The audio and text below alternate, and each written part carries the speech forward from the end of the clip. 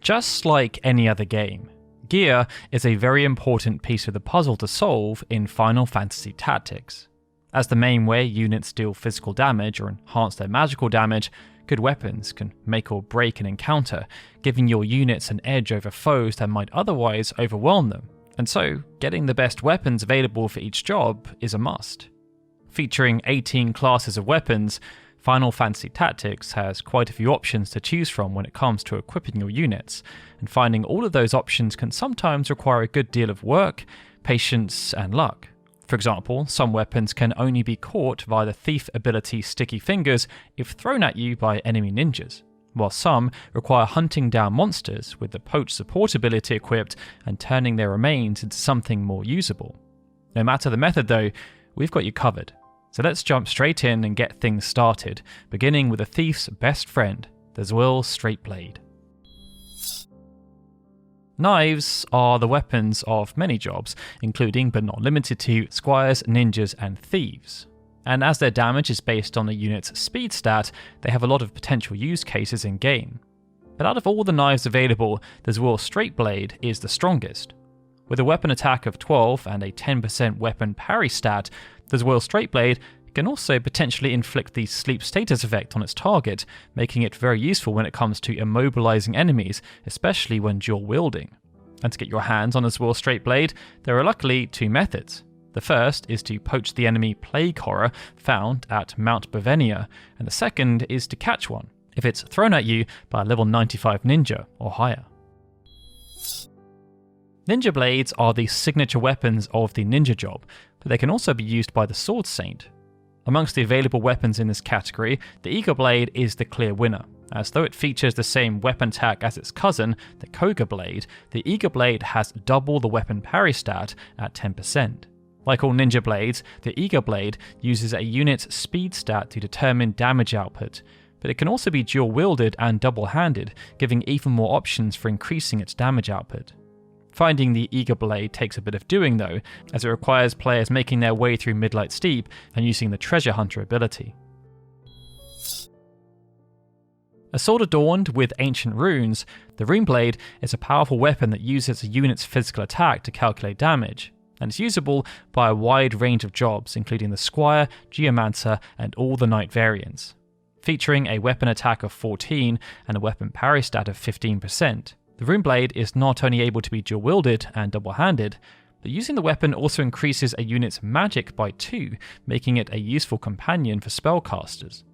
Luckily, for how useful it is, the Rune Blade is relatively easy to get, as though you can find it via the Treasure Hunter ability at Fort Basilar, and by catching it from a level 90 to 94 ninja, you can also purchase Rune Blades after progressing far enough into Chapter 4. Knight swords are some of the best weapons available in Final Fantasy Tactics.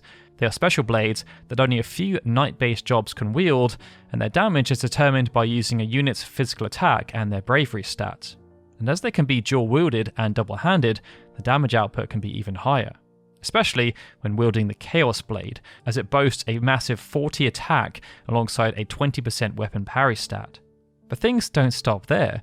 The Chaos Blade also bestows regen to its user, allowing them to recover their HP gradually over time, and it has a chance to inflict the stone status on any foes it strikes. As the Chaos Blade is a holy weapon said to come from the gods themselves, it makes sense that obtaining it takes a little effort, and it can only be found via the Treasure Hunter ability in the final floor of Midlight Steep, or by catching it from a level 98 or 99 ninja. In order to use their signature Iaido job command, samurai need to draw upon the spirits of their katana, and of these, the Chirijiraden is the most powerful. But as a weapon, it's also no slouch. Featuring an impressive weapon attack of 25 and a weapon parry stat of 15%, it also benefits from being dual-wielded and also double-handed. It also shares its damage calculation with Knight Swords, utilising its user's physical attack and bravery stats, allowing damage output to be boosted even further. But locating the weapon can prove difficult, as it requires venturing very deep into Midlight Steep and then using the Treasure Hunter ability, but it can also be caught off a level 96 ninja with a bit of luck. Javelin 2 is a weapon that seems unassuming at first, sharing its name with a much weaker polearm. But it's one of the best weapons in the game, sporting a massive 30 weapon attack bolstered by damage calculations based on the unit's physical attack. Usable by Dragoon and Divine Knight jobs, Javelin 2 has a lot going for it, including a decent weapon parry stat of 10% and the ability to strike from 2 tiles away. The fact it can also be double-handed turns its melee strikes into possible one-shot material.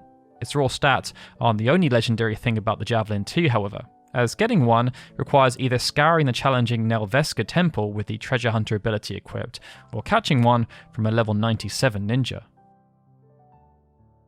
Axes are a bit of an odd weapon class, as the damage they deal, while being based on a user's physical attack, is essentially random, and it's only really squires and geomancers that can make use of them. But still, even amongst this oddball group, one weapon stands out above the rest: the Slasher.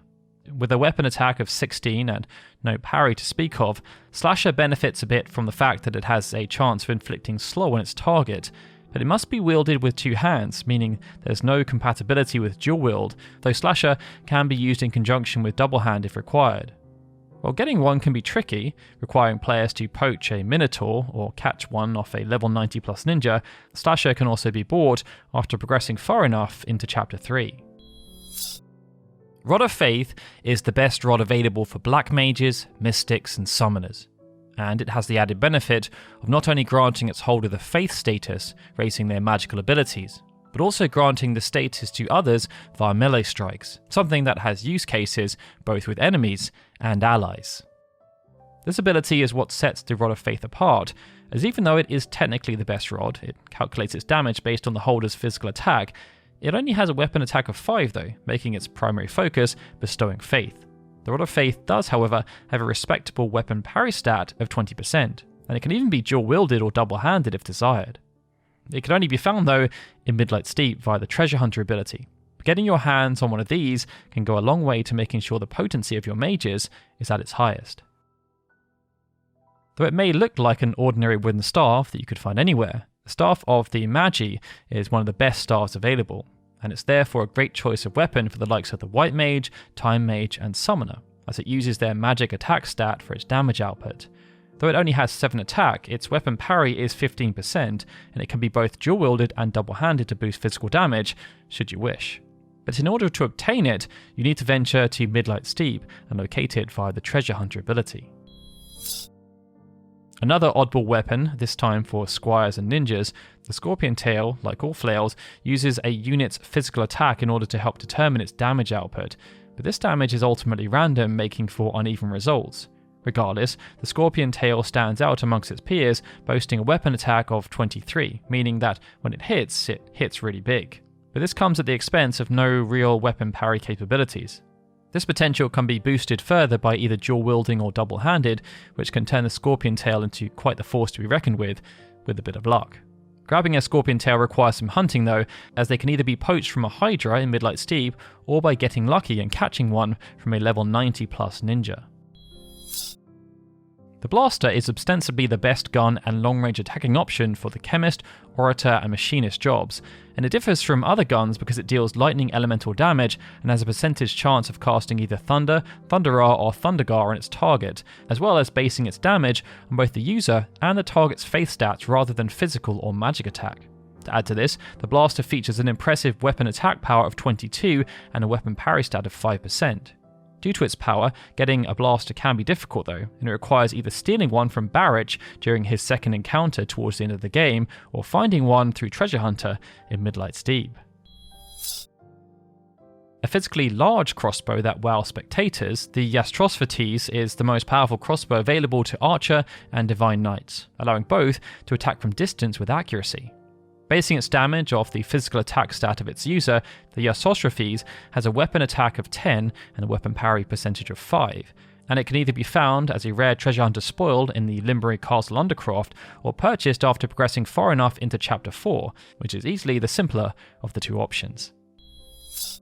A bow that requires great strength to use and shares its name with a mythological hero said to use it, the Perseus bow is the ultimate weapon for the Archer job, and it uses the Archer's speed stat to determine its damage output. With a weapon attack of 16, the Perseus bow, which pairs well with the archer's aim job command, is capable of dealing some solid damage to foes from a great distance, but it must be wielded with two hands as a result. Due to its mythological status, the Perseus bow is locked away in the depths of Midlight's Deep, and it can only be found via the Treasure Hunter ability. Utilising both their user's magic and physical attack stats, instruments, which are the special weapons of bards, have a strange way of dealing damage, with the fairy harp being the most powerful one available. It has a weapon attack of 15 and a weapon parry stat of 10%. But its defining feature is that it can charm its targets, which turns it from a decently strong weapon to one with some potential to really disrupt the enemy ranks. There are a couple of ways to obtain a fairy harp. One of them requires using the treasure hunter in Midlight's Deep, but you can also poach a treant either found in the Aragrai Woods or the Finnath Creek. The Omnilex is a book said to contain every word from every language, and serves as the best weapon for mystics and arithmeticians. Featuring a weapon attack of 11 and a weapon parry stat of 15%, the Omnilex also has little range on its melee strikes, allowing a unit to dodge reaction abilities in certain cases, and it uses both the holder's magic and physical attack to calculate damage output. Unfortunately, acquiring an Omnilex requires some serious grinding, as it's either obtained by poaching a greater Marlborough in Midlight's Deep or by catching one from a level 95 plus ninja. A useful physical attacking option for jobs like Mystic and Arithmetician is the Whale Whisker, the most powerful of the pole class of weapons. It's an item of curious origin, said to be neither wood nor metal, and it uses a wielder's magic stat as a base for its damage. Sporting a weapon attack of 16 and weapon parry stat of 20%, the Whale Whisker also has the ability to melee strike from 2 tiles away, in addition to being able to be double-handed for more power if needed. In order to get the Whale Whisker, you need to poach an enemy known as Tiamat, which can be found in the depths of Midlight's Deep, or you can catch one from a level 96 plus ninja. Bags are a unique class of weapon that can only be used by the recruitable character Reese, but she can use them as any job. The best of these weapons, without doubt, is the Falling Star Bag, and like a flail or axe, the Falling Star Bag uses Reese's physical stat to determine its damage, but the result is also random.